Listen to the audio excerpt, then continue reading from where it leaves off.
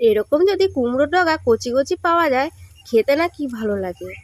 তো প্রথমেই কুমড়ো শাকগুলো আমি কেটে নিলাম।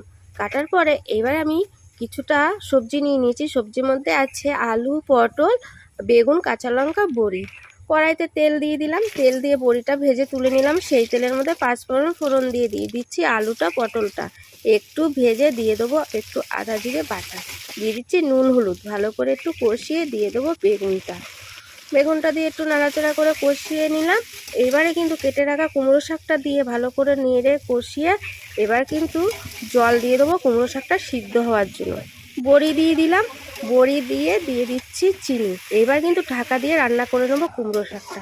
তো কুমড়ো শাকটা আমি ঢাকাটা খুলে দেখে নেবো। দেখো বন্ধুরা, আমার কুমড়ো শাকটা কিন্তু সুন্দরভাবে রান্না হয়ে গেছে, আর খেতে কিন্তু অসাধারণ হয়েছিল। এই গরমে কিন্তু এরকম শাক পাতা খাওয়া খুব ভালো। তো আমার ভিডিওটা ভালো লাগলে লাইক দিয়ে সাবস্ক্রাইব করো।